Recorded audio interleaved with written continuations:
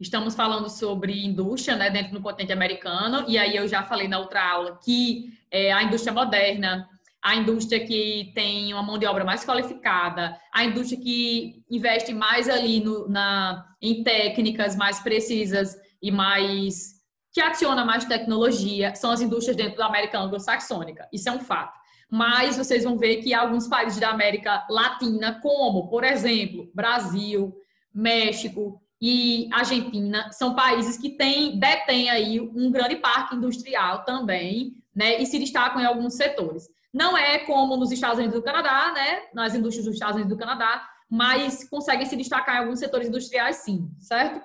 A gente vai ver que isso tem muito a ver com o processo de industrialização, que foi diferente. O processo de industrialização nos Estados Unidos e no Canadá aconteceu bem antes, né, principalmente nos Estados Unidos, que é um país que começou a se industrializar no século XIX, né, enquanto no Brasil essa industrialização só ocorreu mesmo no século XX. Então, esse processo aí de ter iniciado antes, adicionar mais tecnologia, ter mais técnicas mais modernas, uma mão de obra ali mais qualificada, isso diferencia esses países, certo? Diferencia bastante, né? Deixa aí uma drástica diferença, na verdade, entre os países da América anglo-saxônica e os países da América Latina. Que eu não poderia dizer só América Latina, porque você pode expandir aí para os países da África, alguns países da Ásia que também são economias em desenvolvimento e que se industrializaram mais tarde. Quando eu digo que se industrializaram mais tarde, né, que a gente diz que são países que tiveram industrialização tardia, tem esse nome. Quando vocês vão estudar industrialização no mundo, vocês vão ver que tem aqueles países que tiveram industrialização clássica, por quê? Porque se industrializaram ali do século XVIII para o século XIX. Industrialização clássica. Foram os primeiros a se industrializar. Exemplo, o primeiro país a implantar a indústria no mundo foi a Inglaterra, né? Não era chamado ainda de Reino Unido, era a Inglaterra. E aí, foi o primeiro país, metade do século XVIII. Depois da Inglaterra, alguns países da Europa começaram a se industrializar também, entre o século XVIII e o século XIX, como a Alemanha, a França, depois Itália, enfim, começaram a se industrializar, e depois Estados Unidos, Japão, século XIX também, enfim, aí começou a alavancar, a se espalhar a indústria no setor ali dos países desenvolvidos. Com um século depois, a gente vai ver que os países em desenvolvimento começaram a se industrializar. Por isso que a gente diz que os países em desenvolvimento tiveram um tipo de industrialização chamada industrialização tardia.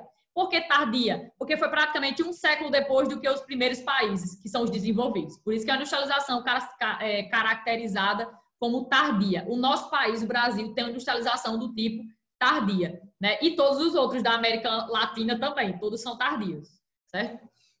Já na América anglo-saxônica, não. Foi uma industrialização considerada clássica, porque foi logo no início do processo de industrialização do mundo. Então, eles se diferenciam também por causa disso. Aí eu estava falando de história dos Estados Unidos. Por que história dos Estados Unidos? Perguntando se vocês estavam estudando ou já estudaram a história dos Estados Unidos. Porque os Estados Unidos foi um país que também foi dividido basicamente em capitanias, né? Sendo que lá eles chamam de colônias. Os Estados Unidos foi dividido no processo inicial de colonização em colônias. Era um país que foi um país dividido em 13 colônias. Acho que vocês já devem ter estudado isso. Eles foram divididos em 13 colônias, britânicos, né? Foi o povo que começou a colonizar os Estados Unidos. Ou seja, a galera lá da Inglaterra começou a colonizar os Estados Unidos. Quando eles chegaram nos Estados Unidos, a galera que chegou nos Estados Unidos tinha o objetivo de fundar uma nova pátria. Eles não tinham o objetivo de retirar a riqueza dos Estados Unidos, a colônia, e mandar para a Inglaterra. Não tinha isso, né? Eles tinham o objetivo realmente de enriquecer dentro dos Estados Unidos. Principalmente na parte norte e central dos Estados Unidos. Porque quando você para analisar a história dos Estados Unidos, você vai ver que foi um país que teve 2 tipos de colonização, praticamente. A parte norte das colônias dos Estados Unidos eram 13. A parte norte e a parte central das colônias dos Estados Unidos tinha esse objetivo de colonizar para povoar. Tipo assim, colonizar não para retirar as riquezas, mas para povoar, certo? Enriquecer lá.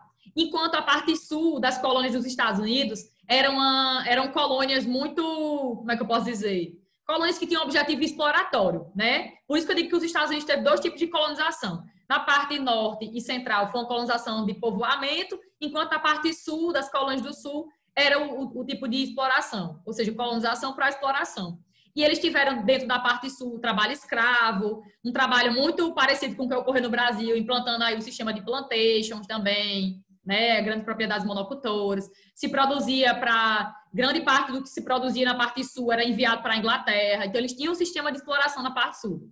Sendo que a parte norte e central dos Estados Unidos, das colônias dos Estados Unidos, sempre foi a parte mais desenvolvida do país, né? Desde o processo inicial da colonização até hoje, né? Hoje é porque, na verdade, depois da Segunda Guerra Mundial, os Estados Unidos começou a investir em outras áreas do país. Mas até a Segunda Guerra Mundial, a área mais rica, mais desenvolvida, no ramo, seja agrícola, seja industrial, principalmente industrial, era a parte nordeste do país, que é justamente, desde o processo inicial de colonização dos Estados Unidos, a parte mais desenvolvida, certo? Que aplicava um tipo de trabalho não escravo, que não era dependente da Inglaterra, sua metrópole.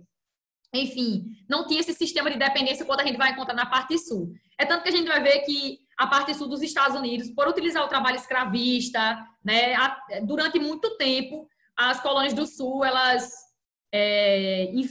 enfrentaram, né, o processo de discriminação em relação às pessoas. A parte sul dos Estados Unidos é muito preconceituosa. E esse sistema de preconceito em relação aos afrodescendentes nunca acabou lá nos Estados Unidos. É muito forte nessa parte sul. E isso também é resquício do processo de colonização deles. Certo? Foi um dos últimos países também a abolir a escravidão, enfim. Teve muita treta. Teve uma guerra civil nos Estados Unidos. As colônias do norte rivalizaram com as colônias do sul. Já estudaram isso? A guerra civil dos Estados Unidos? Não? Vocês vão estudar a guerra civil. Acho que não. Vou estudar ainda. E aí isso rolou muita treta lá. As colônias do norte eram muito diferentes das colônias do sul, era muito mais desenvolvida, enfim. Eu estou falando tudo isso para vocês entenderem que a principal região industrial dos Estados Unidos, né, durante muito tempo e até hoje, é essa região do nordeste dos Estados Unidos, que é chamada de Manufacturing Belt. E é importante porque, desde o processo de colonização, porque as colônias do norte elas eram mais independentes, mais autônomas, tinha um processo agrícola diferenciado, o sistema era diferenciado de trabalho também, o sistema de trabalho, enfim. É por isso que as primeiras indústrias a se instalar nos Estados Unidos vão se instalar nessa área do Nordeste, que pega as colônias do Norte e um pouquinho as colônias centrais dos Estados Unidos, que era a parte mais desenvolvida. E até hoje é uma área muito rica em vários setores. Aqui cita alguns, ó. O setor automobilístico, siderúrgico, de produção de ferro, aço, metalúrgico, de metais, mecânico, têxtil, naval, ou seja, e concentra um número gigantesco de indústrias, certo? E isso ainda é decorrência do processo de colonização também. Embora os Estados Unidos começou a se industrializar no século XIX. Mas aqui vai falar de outras áreas, né? Mas antes de falar dessas outras áreas, eu queria só dizer como essa parte do Nordeste dos Estados Unidos ela é importante. O livro vai mostrar já já, se vocês tiverem com o livro aí, vocês já podem abrir. Nessa página 294, por exemplo. Na 294. Tá vendo que tem um mapinha da América Anglo-Saxônica? Tem um mapa da América Anglo-Saxônica, pegando Canadá, Estados Unidos. Tô vendo aí pelo seu. Tá vendo? Aí, olhe para os Estados Unidos aqui e veja a parte leste dos Estados Unidos. A parte leste dos Estados Unidos é a parte direita do mapa. Olha, a parte direita do mapa é isso aqui para vocês. Tá vendo? Essa região aqui, a nordeste dos Estados Unidos, é esse Manufacturing Belt que fala aí, o cinturão industrial dos Estados Unidos, né? A área mais desenvolvida, durante muito tempo, a área mais desenvolvida no setor industrial dos Estados Unidos, essa região aqui. Então, as primeiras colônias a se instalarem nos Estados Unidos, a darem certo, as mais autônomas, ficavam realmente nessa região aqui que é mais industrializada. E sem contar que é nessa região aqui que a gente vai encontrar os dois grandes centros de decisão do país. Tipo, é no Nordeste dos Estados Unidos que a gente vai encontrar o centro financeiro dos Estados Unidos, que no caso vai ser Nova York. A Bolsa de Valores de Nova York é a mais importante do mundo e ela se localiza nessa região aí do Manufacturing Belt, da região do Nordeste industrializado. E o outro grande centro de decisão dos Estados Unidos é Washington DC, né? Washington, que é a capital, o centro político dos Estados Unidos é Washington. Se localiza também nessa parte aqui do Manufacturing Belt, né? Do grande cinturão industrial dos Estados Unidos. Então, é uma área muito desenvolvida dos Estados Unidos, desde o processo colonial, da colonização até hoje. Aí, pós-Segunda Guerra Mundial, quando a gente estiver estudando nos Estados Unidos, a gente vai ver isso aí. pós Segunda Guerra Mundial, ou seja, pós 1945, os Estados Unidos vai começar a investir em outras regiões do país, começar a desenvolver industrialmente outras regiões. Principalmente vai surgir duas grandes regiões nos Estados Unidos. Além do Manufacturing Belt, vai ter uma crisezinha no Manufacturing Belt na região do Nordeste, já eu falo dela, mas vai surgir aí duas regiões prósperas nos Estados Unidos pós Segunda Guerra Mundial. Tanto a parte sul dos Estados Unidos começa a se industrializar, principalmente em dois setores, né? O setor aeroespacial e petroquímico. Esse petroquímico aqui a gente vai ver que é em decorrência das grandes reservas de petróleo que a gente vai encontrar no Golfo do México. Vou mostrar o mapa dos Estados Unidos para vocês verem onde é que fica o Golfo do México. Mas fica próximo do México. O Golfo do México fica próximo do México. Fica ali na parte sul dos Estados Unidos. E a outra grande região que vai desenvolver muito nos Estados Unidos, muito rica, tipo assim, é uma das regiões mais ricas do mundo, no ramo de informática, de eletrônica, de robótica, né? Uma das áreas mais ricas do mundo, se não a mais rica do mundo, é o Vale do Silício. Já ouviram falar? Vale Silicon Valley, é uma coisa assim em inglês. Enfim, é a parte leste dos Estados Unidos. Peraí, mulher, peraí. Aqui é a parte leste, à esquerda do mapinha dos Estados Unidos. Aqui, onde fica a Califórnia, o estado da Califórnia. Essa região aqui é onde fica o Vale do Silício. E é uma área muito rica em tecnopolos, né? Em indústrias que se localizam próximo a centro de pesquisa, a universidade, ou seja, ela alia a sua produção ao setor de pesquisa científica para melhorar o produto, ou então para criar novos produtos, né? Investe maciçamente. E na produtividade. Um tecnopolo seria o quê? Uma grande região produtora, mas aliada a um centro de pesquisa e a uma universidade. Certo? Essa região aí é muito rica em tecnopolo, o Vale do Silício. É onde fica, por exemplo, empresas que vocês conhecem, né? A Google. Deixa eu ver aqui. Vale do Silício. Empresas. Deixa eu ver se tem um mapinha aqui. É Silicon Valley. Que é o Vale do Silício. Yahoo. O símbolozinho do Twitter, do YouTube. É uma região muito rica nesse setor de informática, eletrônica. Todas as empresas assim, mais importantes do mundo desse ramo se localizam nessa região. Ô, João Vitor, quer falar? Se você voltar lá para todos, vai ter lá 1, 2, 3 os nomes também. Para todos. Deixa eu ver.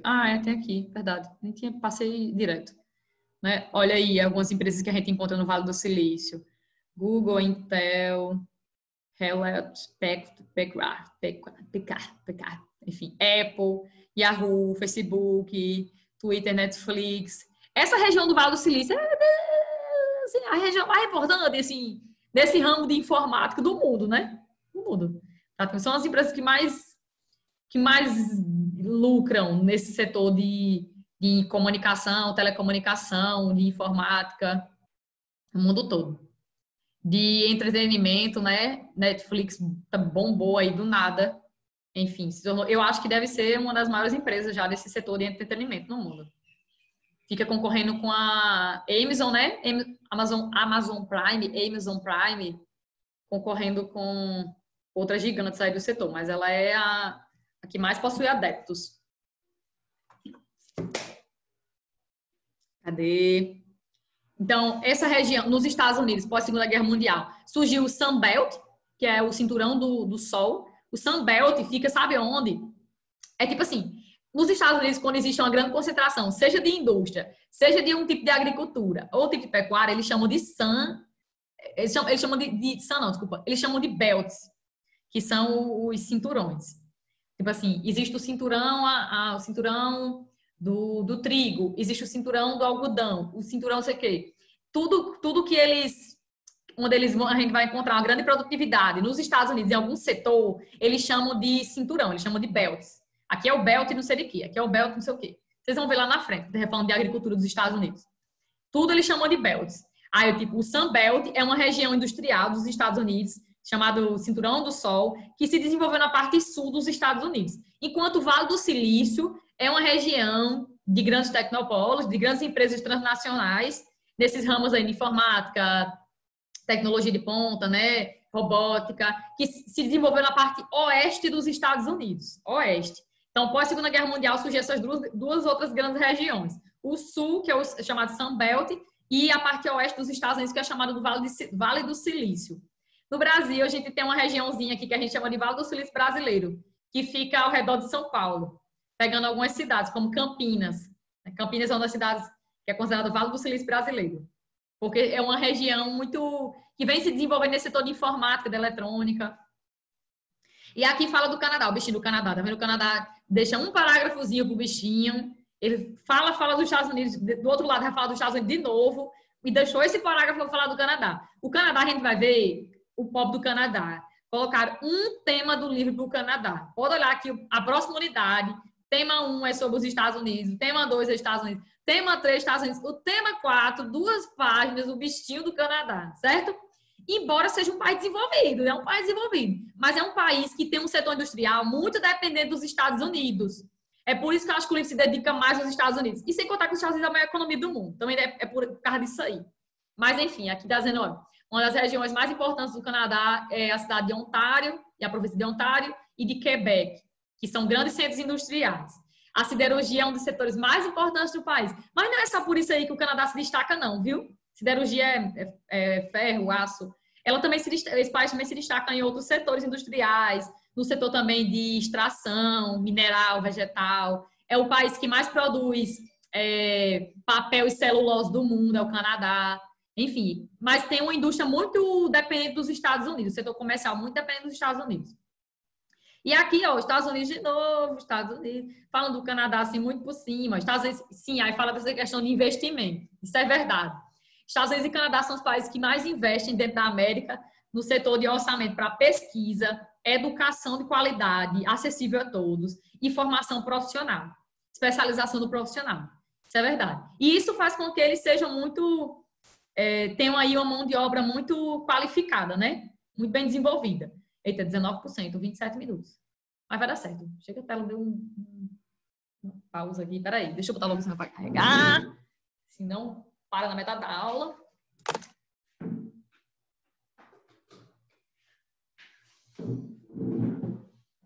Agora sim. Right e left. Aqui para falar dos Estados Unidos, do Vale do Silício, eu falei. Mão de obra muito qualificada, já falei do Vale do Silício. Muito bonitinho. Com fé que eles estão terminando esse tema, né? Dependência tecnológica. Vamos lá. Os países da América Latina, como eu falei, tiveram uma industrialização tardia. E por ter uma industrialização tardia, se industrializar praticamente um século depois dos grandes países desenvolvidos, né? Eles até hoje rolam uma dependência no quesito industrial desses países aí desenvolvidos, né? E aqui vai falar essa dependência que é chamada da dependência de capital e dependência de tecnologia, né? E grande parte dos países da América Latina, eles são dependentes de que ponto de vista, professora? São países que produzem e exportam mais produtos agropecuários, tipo matéria-prima, geralmente, ou um produto ligado à mineração. Produz e exporta, geralmente, né? Esses produtos aí mais que não são tão caros. E compram de volta, né? Importam dos países desenvolvidos, de grandes empresas transnacionais pertencentes a países da América Anglo-Saxônica, da Europa, do Japão, compram produtos dessas empresas transnacionais desses países aí, produtos industrializados. Então, a América Latina não só a América Latina, como a gente poderia falar de outros países também, mais uma vez, esses países que são economias em desenvolvimento, né? São países muito dependentes ainda da compra de produtos industrializados que são fabricados por empresas transnacionais. Empresas que pertencem a esses países aqui mais desenvolvidos do mundo, né? Da Europa Ocidental, que é a Europa mais rica, da América Anglo-Saxônica e do Japão. É por isso que rola essa dependência aqui de capital e tecnologia. E a gente não pode deixar de esquecer que isso tem muito a ver com a história dos países, com a história de colonização e de exploração que eles passaram, e tem muito a ver também com o que ocorreu pós-independência nesses países aí também, né? Pós-independência, esses países não diversificaram muito sua economia, continuaram sendo países que produzem e exportam mais matérias-primas e importam mais produtos industrializados. É essa parte da dependência aí. E sem contar, deixar eu esquecer também, né, que muitos países da América Latina são dependentes de investimentos externos, money, né, que vem de empresas estrangeiras que investem aqui dentro, e também de tecnologia, tipo, da compra de tecnologia, da compra de uma máquina que é produzida em um país desenvolvido, da compra ali de um produto, né, que é produzido em um país desenvolvido, enfim, são muito dependentes, tanto em capital, em termos de capital, e em termos de tecnologia. Por isso que rola essa dependência aí. De certa forma, os países, pode grifar isso aqui no livro de vocês, isso é muito importante, viu? Essa condição leva os países latino-americanos a exportar matéria. Grife aí, isso é muito importante. Essa condição leva os países latino-americanos a exportar matérias-primas, grande parte deles exportam mais matérias-primas, para nações com maior desenvolvimento tecnológico. Aí vocês grifam aqui em cima: América Anglo-Saxônica, Europa e Japão, que são os 3 grandes polos de poder. E importar, ou seja, comprar desses países desenvolvidos produtos industrializados. Travou tudo. Grifa aí essa parte. Essa condição, né, até industrializado. E aí, grife também esses 3 grandes locais de onde os países da América Latina eles compram produtos industrializados. América Anglo-Saxônica, Europa e Japão. Contudo, entretanto, todavia, porém, eu falei que alguns países da América Latina tinham, sim, um setor industrial diversificado, né? Já em polpa aí de desenvolvimento, de vento em polpa, desenvolvendo. Como é o caso de Brasil, México e Argentina, que são as 3 maiores economias da América Latina. Em ordem, né? Brasil, México, Argentina. As 3 maiores economias da América Latina. Esses 3 países eles vão ter um setor industrial diversificado, tem algumas técnicas mais modernas no quesito de industrialização, são mais mecanizados do que outros países da América Latina, são mais automatizados também, sua produção, e conseguem produzir produtos variados no ramo de indústria. O Brasil também possui tecnopolos, como, por exemplo, a cidade de Campinas, São Carlos e São José dos Campos, todos localizados no estado de São Paulo. Abrigam centros de pesquisas, empresas e universidades. O Brasil também tem tecnopolo, né? Mas em São Paulo, que é a região mais rica do Brasil. Comércio e serviços. Para finalizar o tema. Em relação ao comércio e serviços, a gente vai ver que a maior parte dos países, tanto na América anglo-saxônica, quanto em alguns países da América Latina, como Brasil, México e Argentina, a gente vai ter grande concentração de pessoas trabalhando no terceiro setor da economia.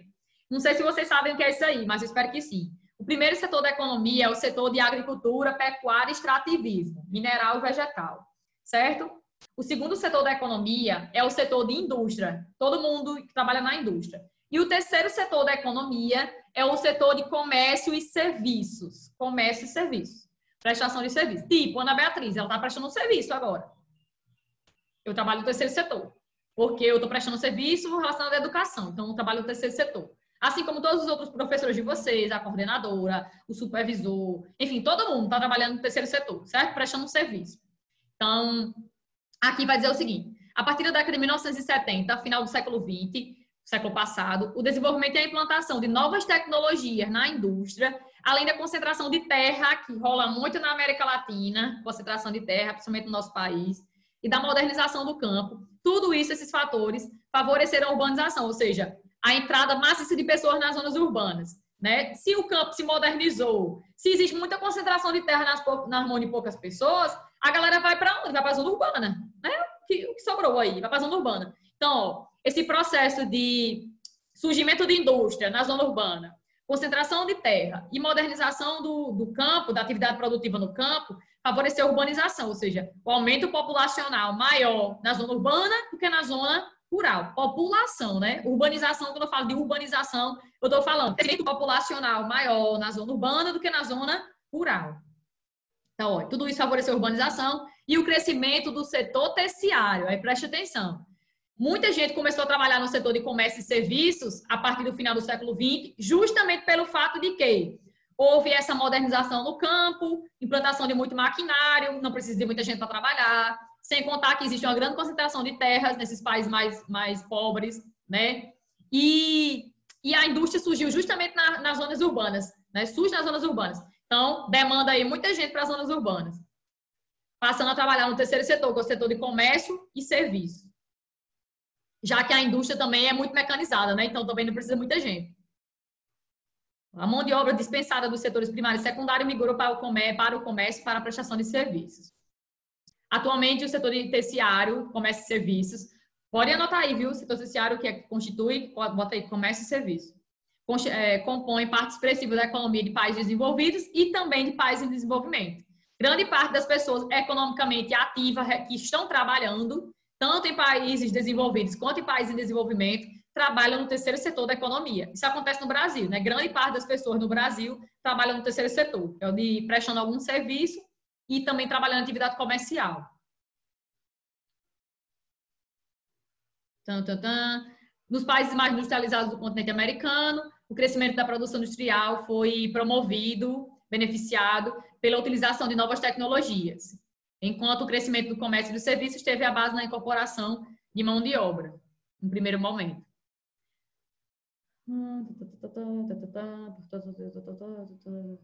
Embora dentro da América Latina exista uma importância no setor primário, né, no setor de extrativismo, mineral, vegetal, na agricultura, na pecuária. Alguns países é bem importante esse setor de mineração, de agricultura, de pecuária, como no nosso país. O setor terciário já demanda uma grande quantidade de pessoas trabalhando, até superior. Aí aqui vai falar de alguns problemas, né? Em países da América Latina, houve sim esse processo de urbanização, né? Que levou muita gente para as zonas urbanas, por causa dos fatores que eu já mencionei. Muita gente trabalhando no terceiro setor da economia, mas o terceiro setor da economia, de comércio e serviços, não consegue absorver todo mundo, não consegue. Não vai ter emprego para todo mundo. Embora as pessoas se concentrem mais nas zonas urbanas, não tem emprego para todo mundo. E acaba aumentando a proporção de problemas sociais, como a criminalidade, né? O aumento da criminalidade, o aumento do desemprego, do surgimento de favelas, enfim, de uma série de outros problemas também ambientais que vão surgir nas zonas urbanas no Brasil e em outros países aqui, em outras grandes metrópoles da América Latina, né? Por quê? Porque não tem emprego para todo mundo. Embora venha ocorrendo esse processo há muito tempo de urbanização, ou seja, de aumento populacional nas zonas urbanas, não tem emprego para todo mundo. Então, vai ocasionar aí o aumento de problemas sociais. E o próximo tema, como eu falei, é unidade 4, tema 1, 2 e 3, Estados Unidos, Estados Unidos, Estados Unidos, Estados Unidos, e o tema 4, o bichinho do Canadá, certo? Tem um temazinho para ele. Ó, Estados Unidos e Canadá, e o bichinho, pode olhar aí. Ó, tema 1, Estados Unidos. Aí, tema 2, população dos Estados Unidos. Aí, o tema 3. Tema 3 cadê? Ó, Estados Unidos, presença mundial. E o bichinho do Canadá, cadê ele? Olha, pronto, o Canadá. O tema 4 do Canadá, pronto. Ele só tem esse tema para ele.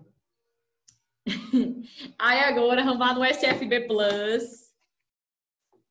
Me diga aí qual a página. Tema 4, unidade 3. 421 é? O de vocês? No meu também é 421. 421. Muito bem. Vamos lá. Número 1. Na América Anglo-Saxônica, Estados Unidos e Canadá, há a presença de diversas jazidas minerais, principalmente de petróleo, carvão, ferro, urânio e gás natural. Estados Unidos e Canadá, atualmente, empregam modernas técnicas de extração desses minerais. E, em seus territórios, as empresas são obrigadas, lembra que eu disse que tinha muita fiscalização? A obedecer às leis ambientais que controlam a produção das empresas. Esse controle é efetuado por meio de uma intensa fiscalização e de aplicação de pesadas multas, money, né, tem que pagar dinheiro, aos infratores que cometem algum crime ambiental. O contexto em questão impulsionou, letra A migração das mineradoras da América Anglo-Saxônica para a América Latina. Migração é o quê? Saída, né? Deslocamento? Migração não é deslocamento? Deslocamento. Pronto, letra A. Deslocamento das mineradoras, migração, né, das mineradoras da América Anglo-Saxônica de países como Estados Unidos e Canadá para países da América Latina. Isso é verdade ou não? Letra A é correta? Eu expliquei isso antes de ontem. Sim. É sim, porque aqui na América Latina não tem tanta fiscalização quanto na Falei América muito bem. Eu Anglo-Saxônica. falei tanto do Brasil, homem. Pelo amor de Deus. No Brasil, o Brasil praticamente tá nem aí para nada. Enfim, muitas empresas fogem dos Estados Unidos e do Canadá porque as leis são severas, a fiscalização também, multas são pesadas. E aí foge para aqui, para os países da América Latina. Falei muito o caso do Brasil. Então, a letra A é a correta. B diz, maior conscientização ambiental por parte das mineradoras. As mineradoras estão se conscientizando. Aí estão deixando de explorar o meio ambiente. Letra C. O aumento das infrações ambientais na América Anglo-Saxônica. Não, que elas estão fugindo. Estão fugindo. D. Inúmeros protestos efetuados pelas mineradoras contra a ação do governo. Não, a gente não viu isso. E. Muitas greves efetuadas pelos trabalhadores das minas em defesa dos direitos das empresas. Quer dizer que o trabalhador agora fica defendendo a empresa, é? Não! Não mesmo. Número 2. A produção agropecuária, agricultura e pecuária, que tem duas atividades, efetuada no continente americano, é bastante diversificada, variando muito de país para país, e também por conta das condições climáticas. Acerca das características que possui a agricultura efetuada, que acontece na América Anglo-Saxônica, que é quem? É onde?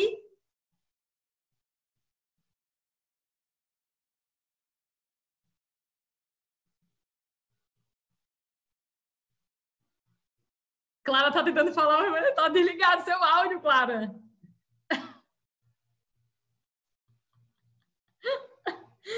América Anglo-Saxônica e Estados Unidos e Canadá. Podemos citar. Letra A, vamos lá. Acerca das características da agricultura, viu?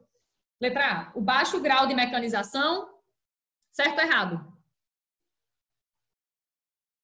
Clara, liga esse áudio para eu escutar, mulher.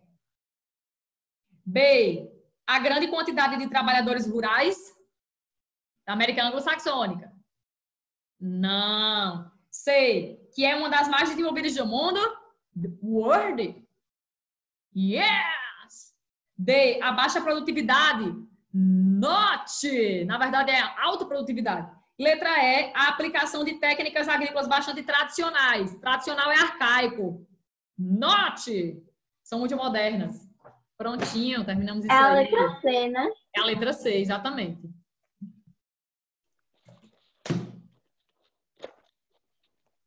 E Estados Unidos, olha o que eu disse que tem, eles chamam de belts. Tudo que relacionado a uma grande produção, nos Estados Unidos chamam de belt. É aquele negócio de cinturão de milho, cinturão de trigo. Exatamente, olha.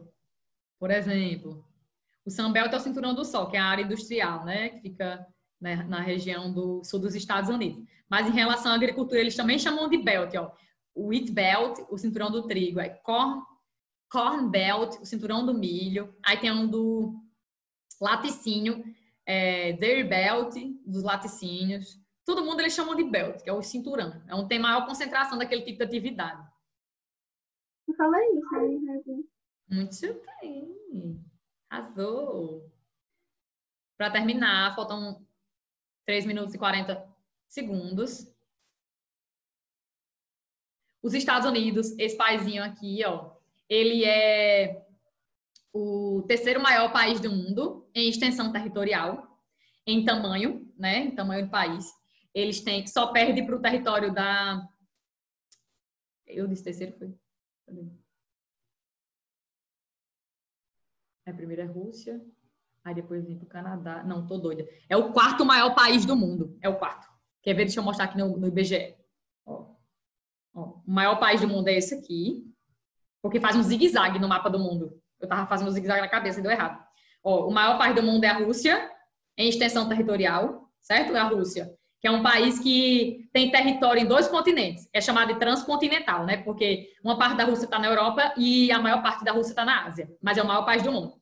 Aí depois deles vem esse aqui, que é o Canadá. É o segundo maior país do mundo. É o Canadá. Mas vocês vão ver que o Canadá tem é o segundo maior país, mas em população tipo, só tem 35 milhões de pessoas. É uma população bem pequenininha. Tem uns vazios demográficos no país. Aí o terceiro, no caso, né, o terceiro maior país do mundo, vem a China e em quarto os Estados Unidos. Em quarto vem os Estados Unidos. Mas em população, aí em quinto vem o Brasil, viu? Em extensão, em quinto é o Brasil. Aí em população, os Estados Unidos é a terceira maior população do mundo. Já é a terceira. Só perde para a China. Cadê?